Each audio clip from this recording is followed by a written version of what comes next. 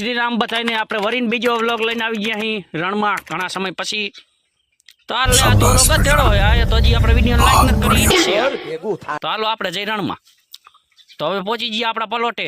જો આપણું ઝૂંપડું દેખાય. આપણા ઝૂંપડામાં લાગેલા છે મોટા જબરા ઝંડા. એક છે ભારતનો ઝંડો અને બે છે જય શ્રી રામનો ઝંડો. તો કોમેન્ટમાં બતાવી જય શ્રી રામ લખી દેજો. જોઈ લેજો આપણો પ્લોટ અને આપણું ઝૂંપડું. ક્યારેક આવજો ચા પીવા. તો હાલો હવે આપણે ચડી જઈએ કામે. પેલા તૈયાર થઈ ગયા આપણે હવે કમ્પ્લેટ.